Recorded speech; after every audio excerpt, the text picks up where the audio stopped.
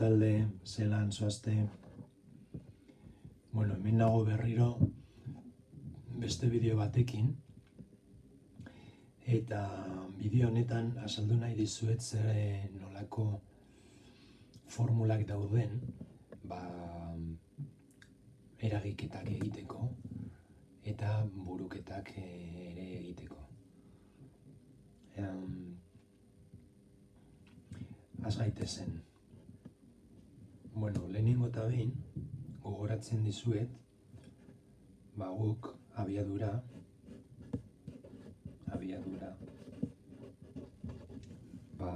ikasi dugula eta abiaduraren formula ere erabili dugula. Izan ere, abiadura V, gogoratzen zaizue, ze garrantzia duelako, norantzkoa garrantzia duelako, beti gezi honekin jartzen dugula. Eta abiadura da desplazamendua, hau da, posizioaren aldaketa, desplazamendua, zati, denbora.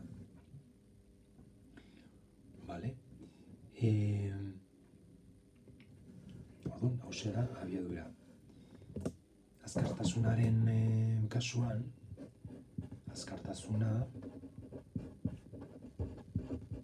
azkartasunaren kontzeptua nahiko antzekoa da, eta kalkulatzen dugu ere formula baten bidez.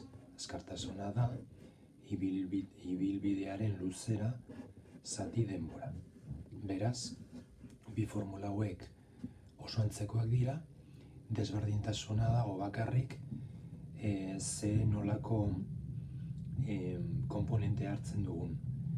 Alde batetik abiadurak erabiltzen du desplazamendua, eta bestaldetik azkartasuna erabiltzen du ibilbidearen luzera. Azaltzeko formulak hartuko dugu bakarrik formula hau. Abiadura edo azkartasuna da desplazamendu bat edo distantzia bat, desplazamendua edo ibilbidearen luzera da distantzia bat. Orduan, distantzia bat, zati, denbora. Formula honetatik beste bi formula atera ditzakegu. Alde batetik distantziarena, desplazamendua, da abiadura bider denbora, eta hirugarrena da denborarena. Denbora da distantzia hori zati abiadura. Lasai, ez dira hiru hauek buruz ikasteko. Bakarrik ikasi hau. Zergatik, beste biak hemendik ateratzen direla. Eta nola? Pixka bat matematikak egiten baduzue, hemendik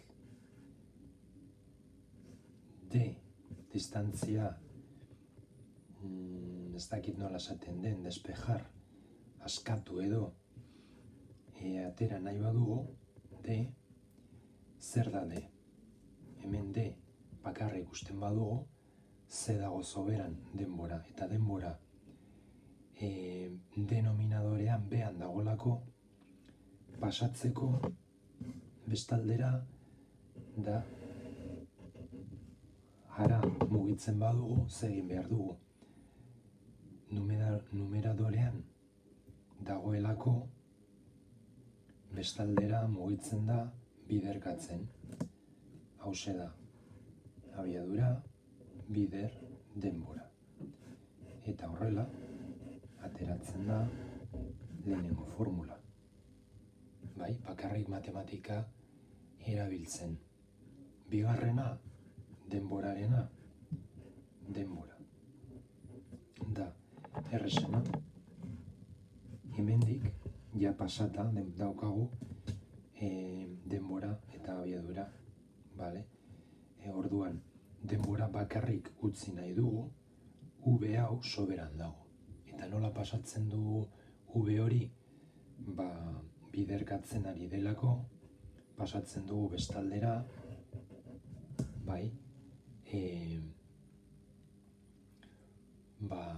zatitzen, orduan, zatitzen, dividiendo, orduan, D da, D, zati, V, orduan,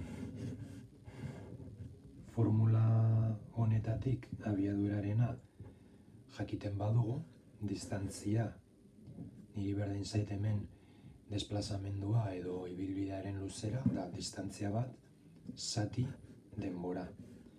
Eta hemendik, askatzen, despejatzen, ateratzen dira beste biak. Distantziarena da abiadura bider denbora, eta denborarena da distantzia zati abiadura. Triangelo hauek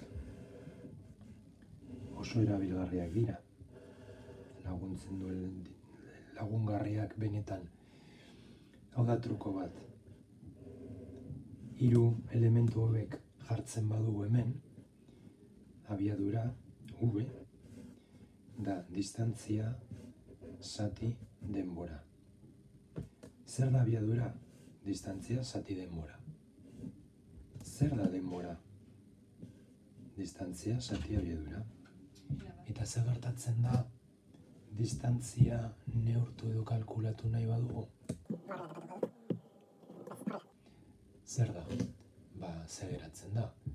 Abiadura bider denbora. Oso erresa da. Orduan tapatzen baduzu bat, beste bi elementuen arteko erlazioa ikus dezakegu.